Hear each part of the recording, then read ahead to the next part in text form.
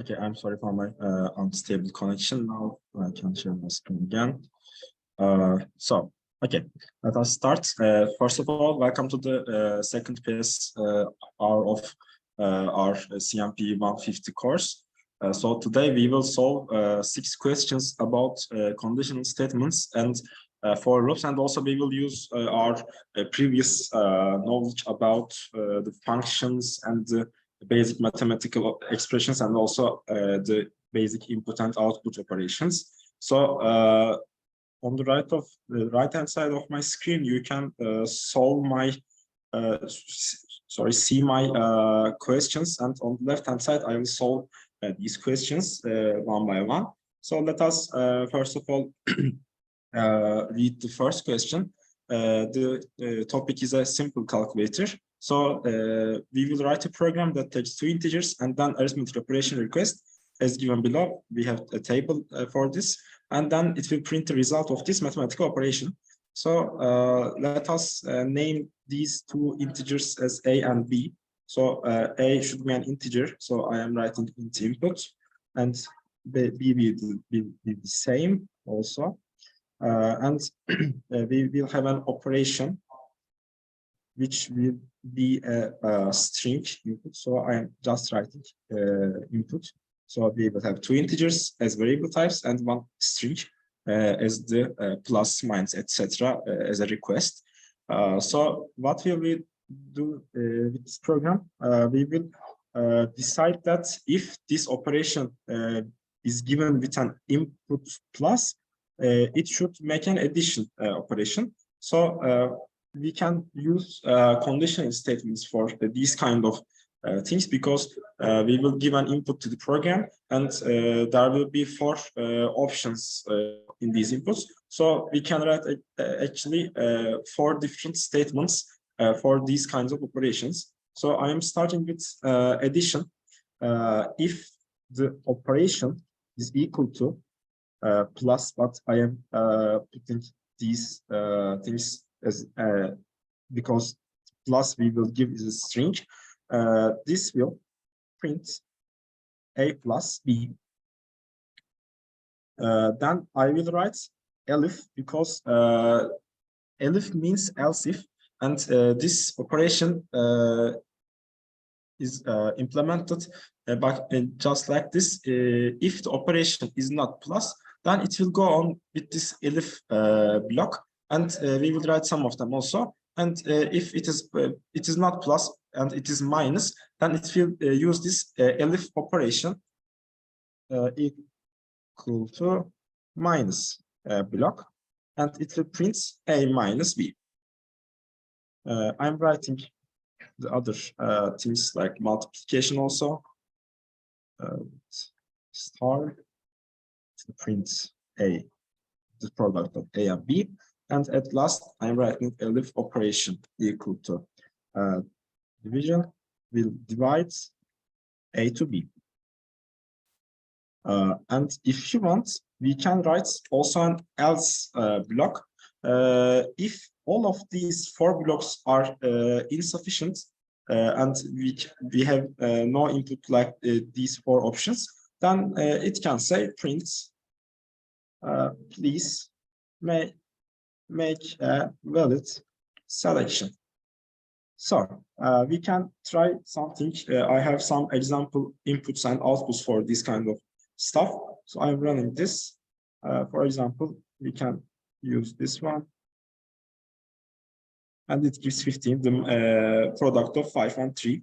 And we have here the addition of 27 and 14, and it gives 41. So we can try something more, like I'm giving 81, 17, and ABC. And it says me that please make a valid selection, because I did not type a plus or minus or star or dash, and it says me that this is not a valid mathematical operation. So I should run the program and try again. So I can write, for example, 81, 17, and minus, and it gives the difference between between these numbers to me. So I can clearly say that this is a valid program. So if you have any questions, please do not hesitate to ask, directly interrupt me and ask these questions. I cannot read the chats always because I am on my PyCharm screen. So please ask your questions by voice. If there are no questions, I am going through with the other question. Okay, let us continue this thing.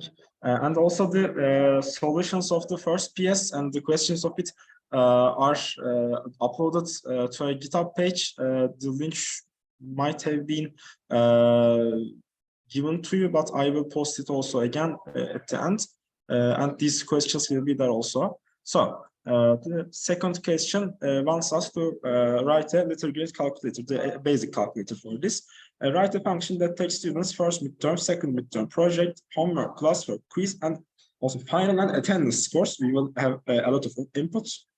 And then the letter grades regarding the weights of these graded percentages should be calculated. And at the end, the end score and letter grade should both be displayed. And we have a bonus point option also. There will be 28 classes in total in this term. And if the student attends at least 80% of these classes, then the student is directly awarded by 2 points. So let us begin with defining a function. Or first of all, we can write our inputs directly. I'm writing MT1 and inputs. I will just copy this. Jump to project, homework, classwork, quiz, final, and attendance. Finally, and then I'm sending this to downside, and I'm defining a function like letter grade. This would be sufficient, and I am writing these things as I will write these things as parameters.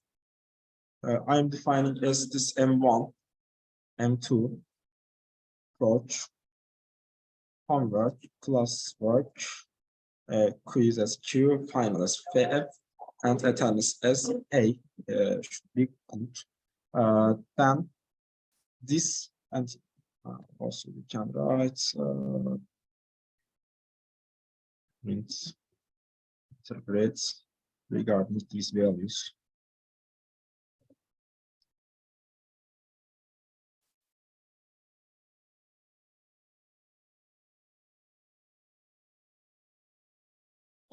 Quiz, final, attendance.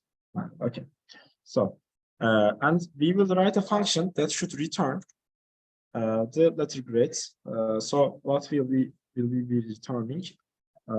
First of all, we should define how the score will be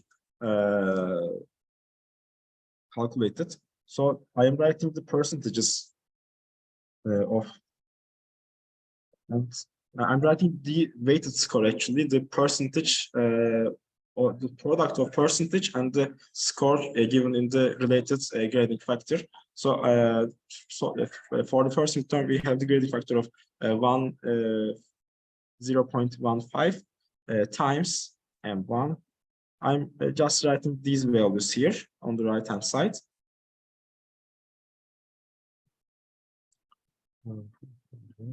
This one plus work plus classwork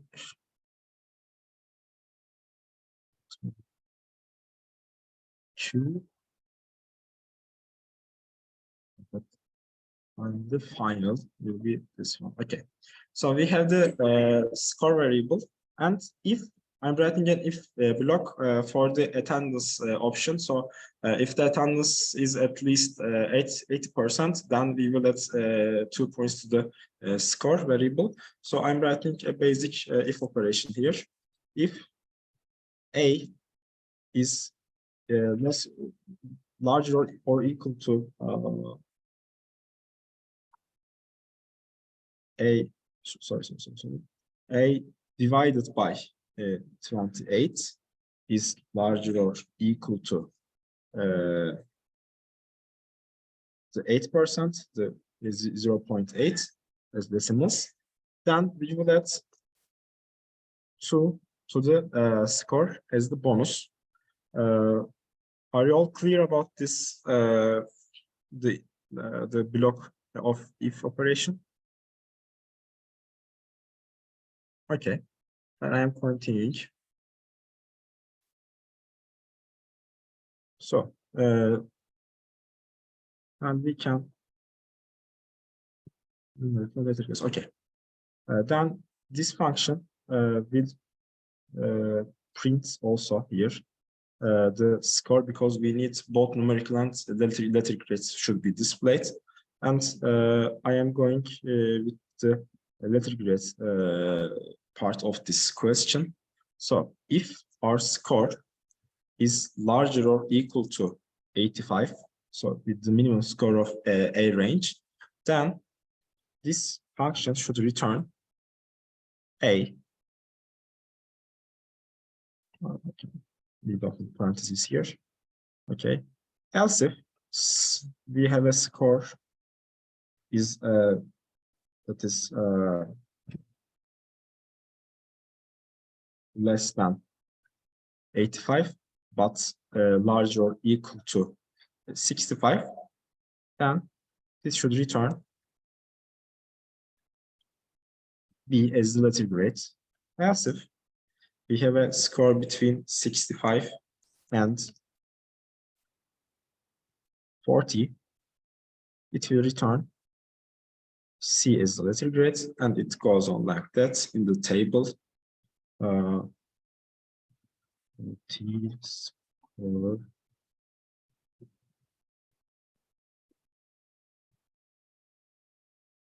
And I'm writing an else condition because we don't have any exceptions, any valid inputs or something like that. It should return an fail mode as an F. So I think we are all clear with the function. So let me repeat what I have done. First of all, this question takes these inputs and then it uses these inputs as parameters, and this letter grade function calls these parameters from these inputs, and it calculates the first score, and then there is an if block to determine that the bonus points should be given or not, and if the attendance percentage is over 80%, then it gives it adds 2 points to the score. And then it prints this score because we need both numerical and letter grades. And then it calculates the letter grades and it returns them to this part. So let us try an example. So for example, I'm writing 85 for the first midterm, 70 for the second midterm, 90 for the project. The homework can be 94, classwork can be 84, quiz can be 60, and the final can be 43. And I would write the attended the amount of attended classes, for example, as 25. Then it prints first of all the numerical grades and then the letter grade, and we can test also the if the attendance block works. So I will use actually all the same things, but I will change the attendance. I will make it 10, and then it gives the variable, but there is a difference of 2 points because the attendance factor adds 2 points in our previous example. So if you are all clear, I can go on with the second question. Do you have any questions? Bir şey sorabilir miyim? Tabii, buyur. Hocam mesela MT1 input diye girdik ya, işte MT2 inputlara girdik. Evet. Yukarıda fonksiyonu tanımlarken M1, M2 project diye girdik ya, bunların farklı Evet. yazmamız bir şey fark eder mi? Yoksa direkt Fark ilk et olduğu için direkt çekiyor mu? Ya şöyle fark etmiyor ama şöyle düşünebilirsin şimdi bu çok basit bir örnek. İleride bunu çok farklı böyle mesela looplar kullanarak defalarca örnekleyebilirsin. O yüzden parametrize etmen aslında senin için daha rahat oluyor ve iki variable'ı birbiriyle karıştırmanı engelliyor. Zaten burada yani bu parametrelerin yerine bunları koyduğun için hani şu slot aslında MT1 yazdığım slot aslında M1'ın yeri zaten. O yüzden buraya ne koyarsan koy onun yerine atacak. Tamamdır, sağ olun. Yani o yüzden yani daha kompleks operasyonlarda daha büyük rahatlık sağlar senin için. Yani alışkanlık olarak böyle olsun diye gösteriyorum. Tamamdır. Devam edelim o zaman isterseniz. So let us continue with the third question. The question is named as simple ATM. We will write a very basic cash machine program. Write a program for an ATM that can achieve account balance viewing, cash withdrawal, and deposit operations. Suppose that current account balance of this user is 45,178 Turkish liras, and the withdrawal limit is determined as the bank as 5,000 liras, and the PIN of this user is 5713. The program should offer the user three operations, as given above, as account balance viewing, cash withdrawal, etc., and apply one of them regarding the choice of the user. The current account balance must be displayed after withdrawal and deposit operations, so the user can see its end balance after the operation. And if the PIN is given incorrect, the withdrawal request is higher than the limit, and there is not enough money to deposit, then the user must be logged off. The system says you should leave, your PIN is incorrect, or you request a higher amount of money than the withdrawal request, etc. So let us begin with defining the current account balance. First of all, I'm writing an account balance variable, and I'm writing these related values. Withdrawal limits and PIN is 5713. Okay, I've defined these variables, and so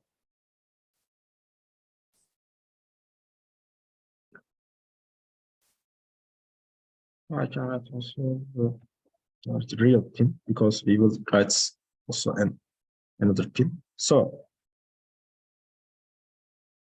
okay, let us begin with the operation. So the user comes and it should definitely, first of all, enter the PIN. I'm writing its input operation, and we can say,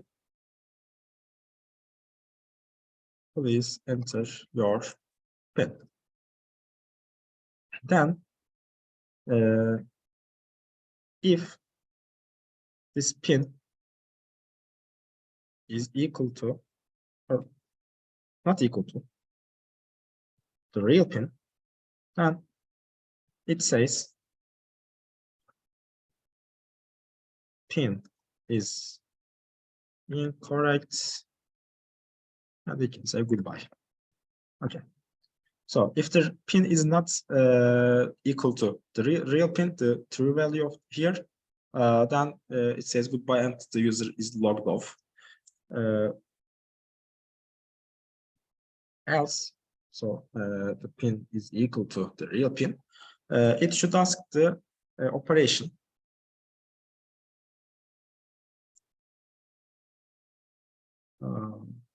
We can take an operation input, enter your request.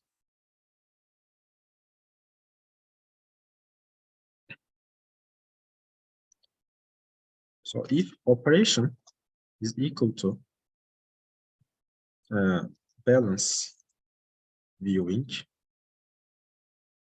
then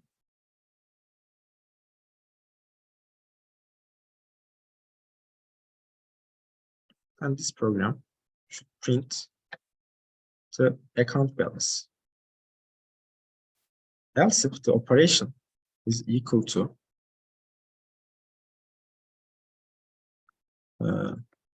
cash withdrawal,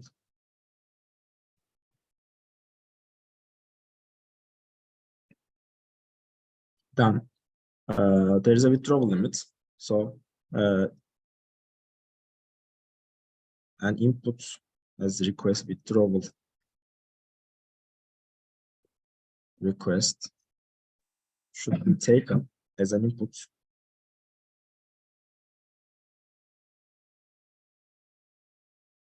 And if this request is larger than the limit, then it should be printed. Your request is above the or higher, something higher than the limits, and it says goodbye. But else, it's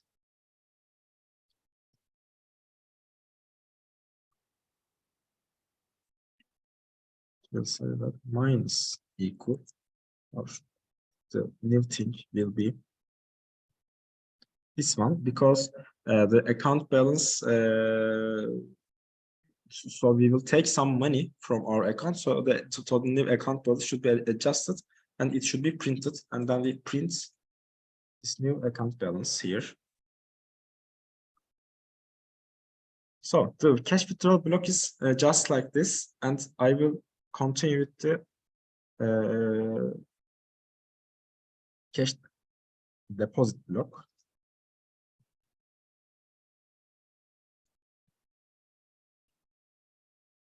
I've forgotten these equality signs. Do not forget to write two equality signs for these conditional statements. They are really important, so they will give errors on other cases. So do not neglect that, please.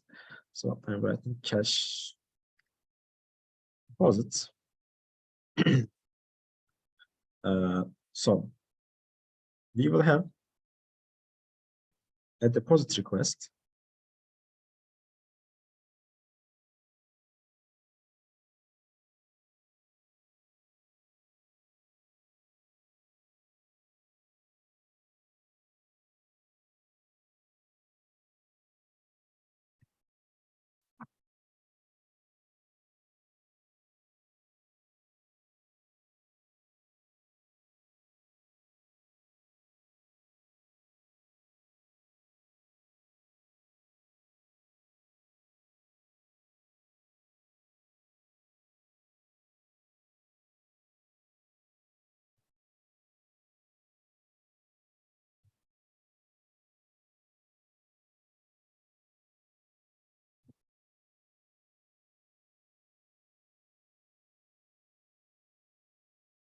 Okay,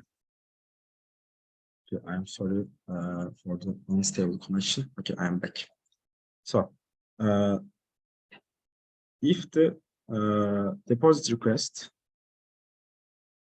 so we should first of all take the deposit request, and the account balance should be added with this deposit request, so we deposit money, and the end balance can be given just like that. So basically we have written all the blocks. I will check all of them with you by one by one. So first of all, we check if the given password is equal to the real PIN, and if it is not, then it will say PIN is incorrect and goodbye. So else, so this else means the PIN is equal to the real PIN.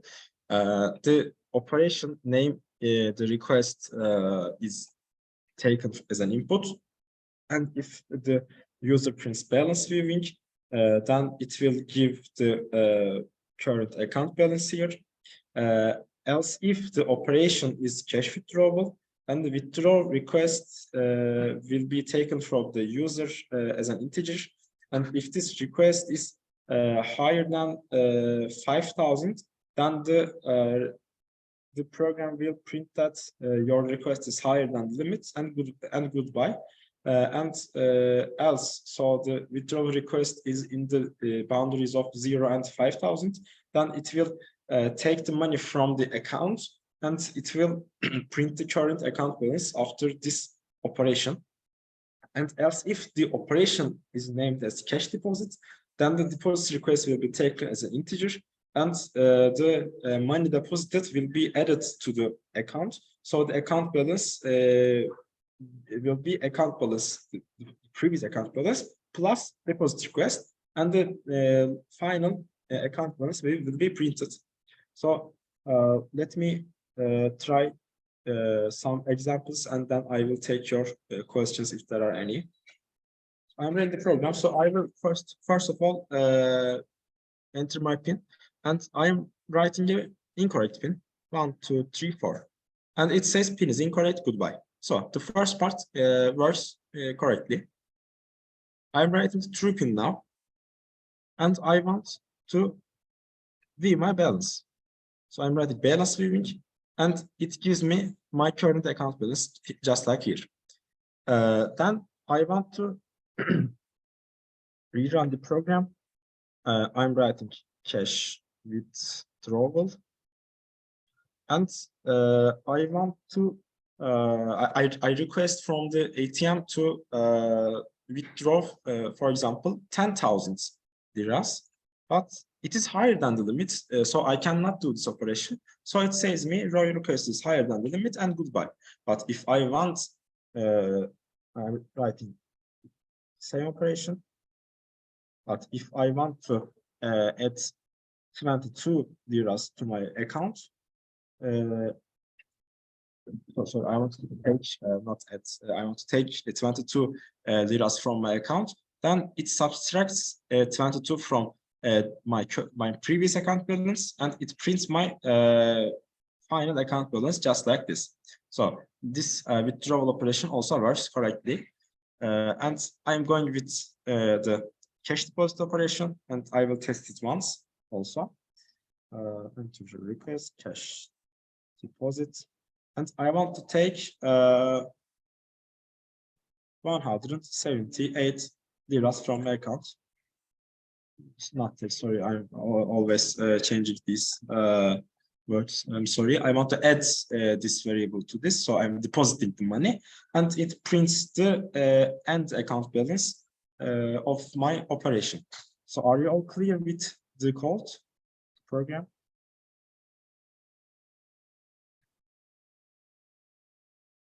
Okay, if there are no questions related to this question, I will go on with the fourth question. Okay, let us continue.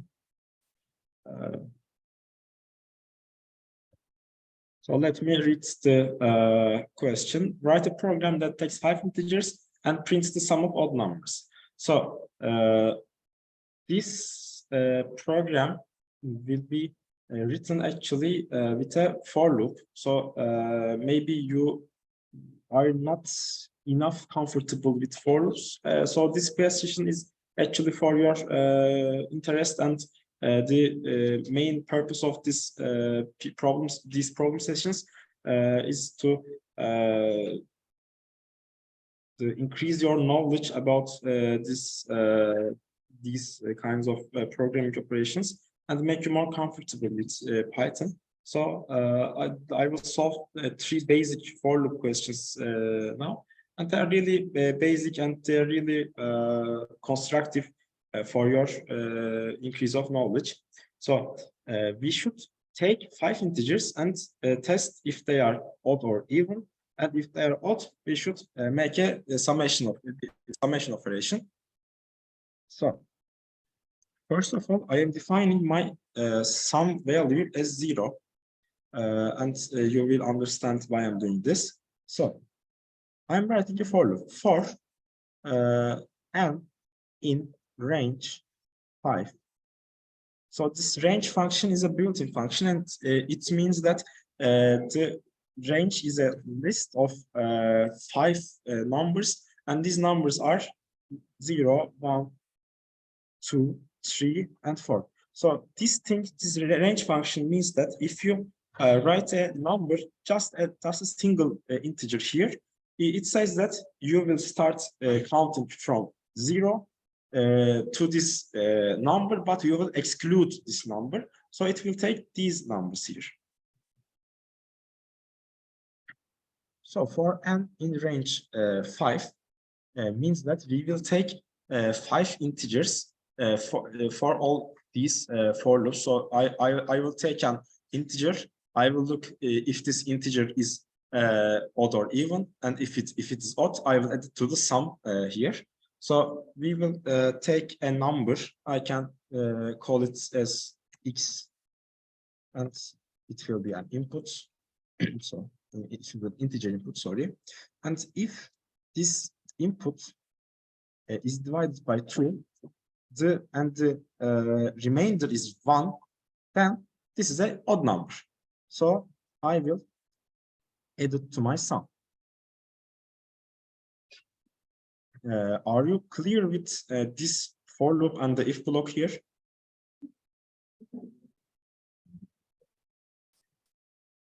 Okay, I'm continuing. Then it will print the sum at the end of this program. So what I'm doing here, actually this number is this and doesn't matter in this question. It can be just like this, or I, or Burak, Can, etc. It can be anything. I'm just writing n or I here. So the first sum should be 0 because I have not added anything until this time, and I will start adding numbers if there are any odd numbers here also in this range of outputs. So range function means that I will operate this for loop for 5 times. From 0 to 4 means 5 times, and I will take an input on every for loop, and if the remainder of the division of x is equal to 1, then this means it is an odd number and it will be added to the sum. So let us test these 2 examples on the right hand side. And it is correct, it gives the correct output. So what I have done, the for loop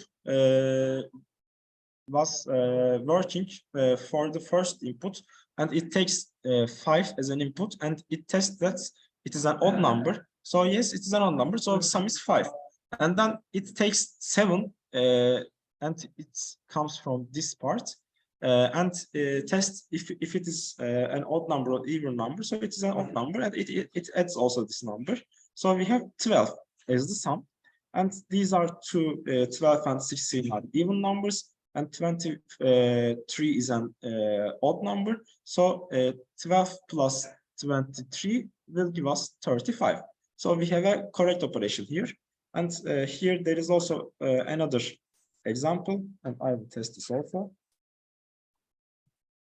And it's correct again.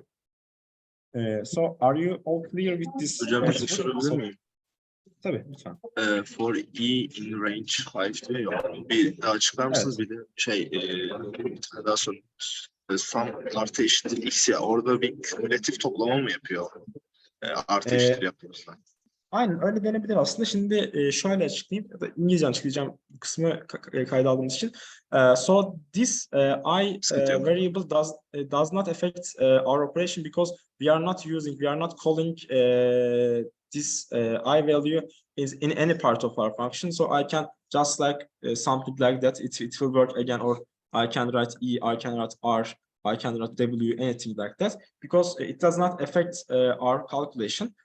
So you will understand the meaning of this I think in the further questions, because I will solve an example question also about the usage of this value. But here, do not be confused, and just think like that.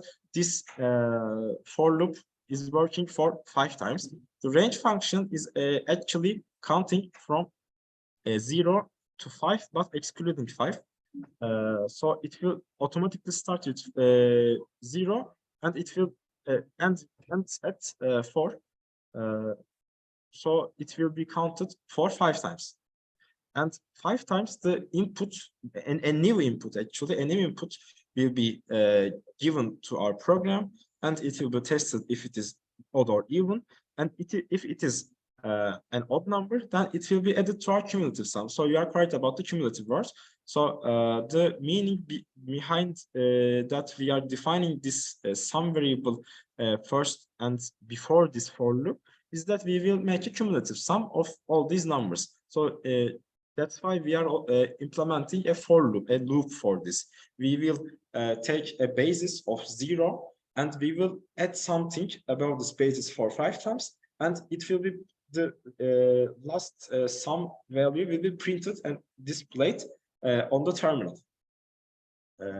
So was it a satisfying answer? Are you all clear right now?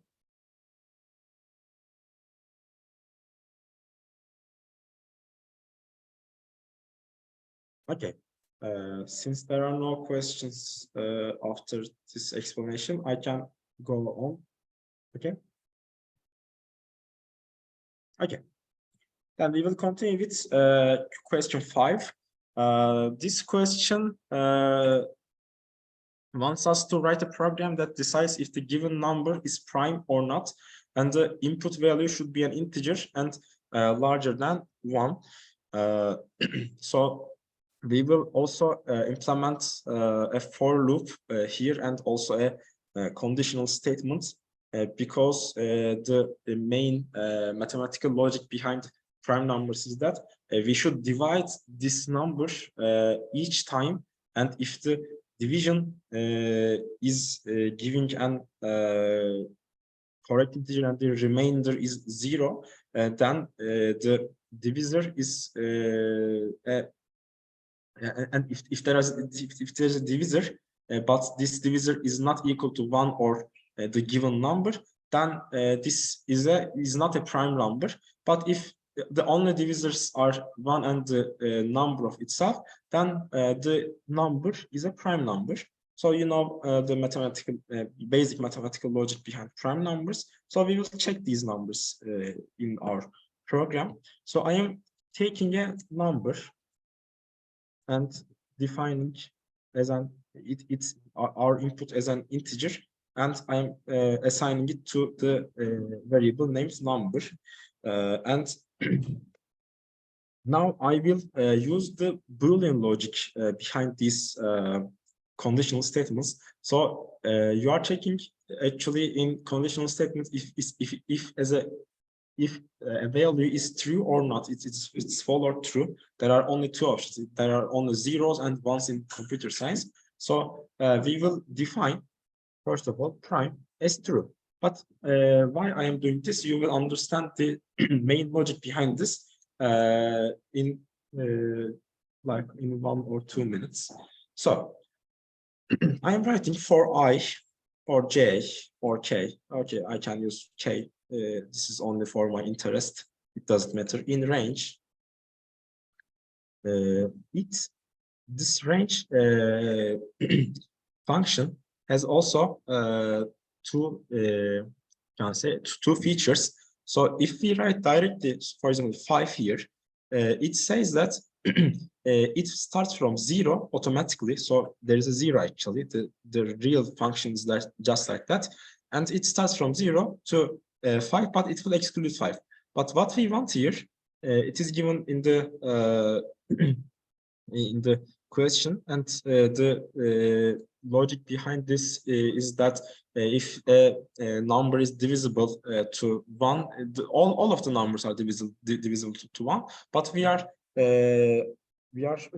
searching for a number that is between 1 and the number given, the output. So if I give 29 to the program, I will search a number including in the interval including 2 and 28, and if a value between these two values are dividing 29 correctly, then it will be not a prime number, but it is a prime number since there are no exact divisors in this range. So what will I write? I will write for k in range. So I will start from 2. This includes 2 directly, and I will continue until I reach number, the given number. So what this range function does here, it starts counting from 2, and when it reaches number, it stops, and it breaks the loop. It starts, it continues with the code under the for loop. So I will start from 2 and counting until I reach number -1. Actually, I will exclude this number, and the k values will be assigned on each for loop. And I will now explain the main logic behind it, because we will check if the remainder of this operation is 0, then prime will be false. Sorry, okay. So what is the main logic behind this block? We are checking if the number is divided by the k. The divisor is might be between 2 and number -1, and we are checking if the remainder is 0. Then we will define it as a non-prime number. But if stays true, and because there is a if condition only, so if this isn't equal to 0 on all of our operations during the loop, then it will remain true as the beginning, and if the prime variable is assigned as true at the end of the operation, it will print prime, and if it is not, then it will print not prime. I will write this also again here. If prime, so if prime means if prime is true, then it will print prime. But if this is not true, I can as print not prime. And I will check this. It says 29.5 and 121 as not prime. So this code works correctly. You may have some questions about this solution, because it is a bit more complicated than other questions we have solved before. So please ask. Hocam ben Prime'da ses şifrelerine çok yüksek. Prime'da türü ve paslarımızı anlayalım. Bir daha sorabilir misin ya? Prime eşittir true ve prime eşittir false. Bunların mantığını çok anlayamadım. Tamam. Şimdi şöyle düşünebilirsin. Şimdi ilk başta biz prime'ı niye true kabul ediyoruz? Çünkü eğer şey olursa, hani bir divisor bulursak bu interval arasında, yani mesela 29 için 2'den 28'e kadar öyle bir sayı arıyoruz ki 29'u tam bölsün ve remainder'ı 0 olsun. O zaman ne olacak? Biz bu prime başta true dememizin sebebi bir yerde bu operasyonu false'a döndürebilelim diye. Çünkü eğer bunu false'a döndürürsek zaten bir tane bile divisor bize yettiği için, ona prime olmadığını kanıtlamak için direkt döndürüyor. Sonra ne olursa olsun önemli. Zaten bu prime false olarak kalacak. O yüzden prime false'da da not prime olarak çıkacak. Yani buradaki logic şu: sen bunu ilkin true olarak assign ediyorsun. Mesela 29 örneğine gideceğim. 2'den 29'a kadar bu loop'u 28'e kadar bu loop'u çalıştırıyor ve hiçbir zaman prime'ı false'a çeviremiyor. O zaman senin prime'ı true çevirmen lazım. Onun da yolu prime buraya true olarak yazmak. Bunu şöyle yapabilirsin istersen. Mesela şu da iş görür diye düşünüyorum. Bir test edelim bakalım.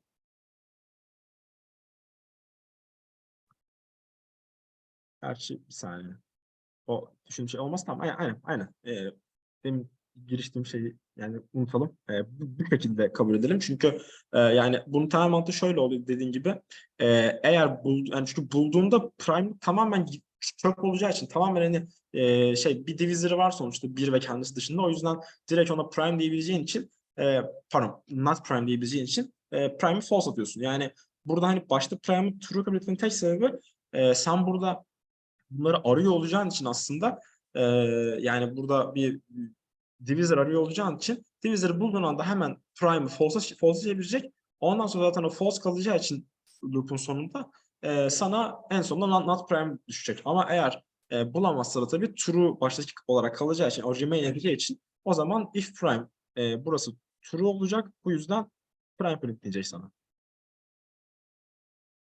Anlayabildin mi şimdi?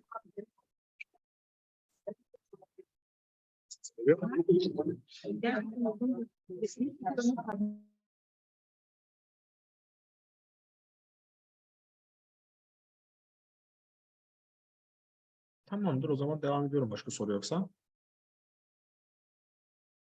Bir saniye chatten. Anladım. Tamam. Süper. Teşekkür ederim. Şimdi son sorumuza geldik. We are on our last question. We will end in 5 or 10 minutes. So this question wants us to write a program that finds the sum of all multiples of either 3 or 5 below a given integer by the user. So for example, I'm giving an input like 100, and I am considering the sum of all multiples of 3 and 5, but it says either or. So it will not count, for example, 15 or 40, 45 as a multiple. So it will be only 3 or 5. It will not be 3 and 5. So this is not a matter of interest in our problem. It will be only 3 or 5. It will be 3k or 5k for all these integer k values starting from 1. So as we have done on the fourth question, I am writing the sum value before the for loop, and I will be assigning a limit, and it will be taken by the user, and I am assigning that as a limit variable, and it will be an integer, and I am writing for I in range limit. So what this limit means,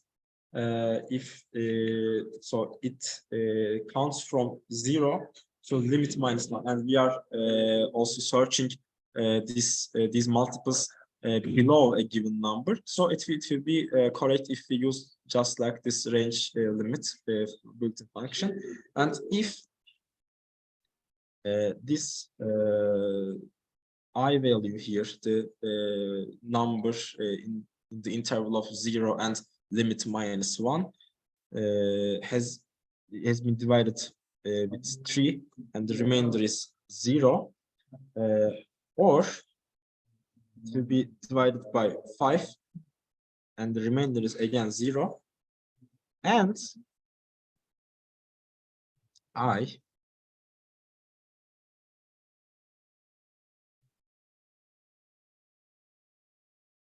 so what this operation means actually, two parentheses also here, you can understand this better just like that. If it is a multiple of 3 or 5, but not a multiple of 15. So what this means is actually we are searching a number which is a multiple of either 3 or 5, but not a combination of these numbers. The minimum combination is 15, so I am writing 15 as a control method here, and it will write, it will print, no, it will not print, sorry, it will add this number to our sum, and at the end it will print the sum. So for example, we can test some values here. So I am writing 17 as a first test value, and it gives me 45. So let me think.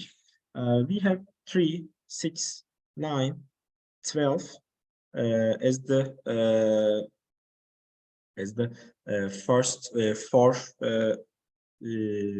multiples of 3, and we are not counting for 15 because it is the multiple of 3 and 5. And the other multiples of 5 are 5 and 10. 5 plus 10 is equal to 15. And the other summation is 18 plus 30. And 30 plus 15 is correct. It is 45. So I have written also 16 here because this is an indicator that we are not including the multiples of 15.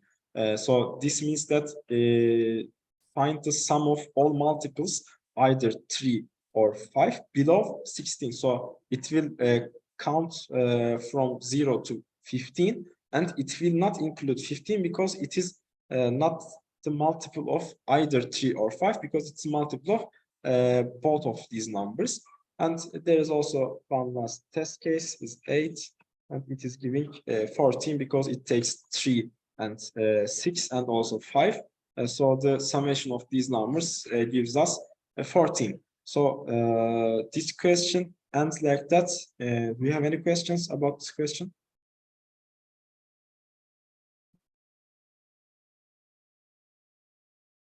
Okay, cool. So we are at the end of our problem session 2. Thank you all for your attendance and for your questions also. If you have any questions about the previous sessions, my email is included in the GitHub page. On that page, I am posting the problem session questions and their solutions every week. You can ask me any questions via this email address.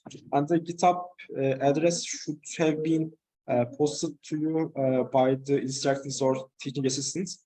Do you have this link, or I can send it by Zoom? Hocam bir GitHub linki vardı ama sizinki olduğundan emin değilim. Bir şey göndereyim, bir olmazsa rica ederim, asistanlardan şey yaparlar. Eklerler.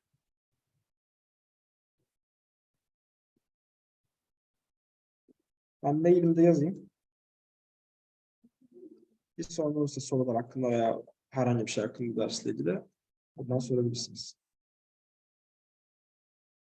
Again, thank you for all for your attendance and see you next week. Good evening.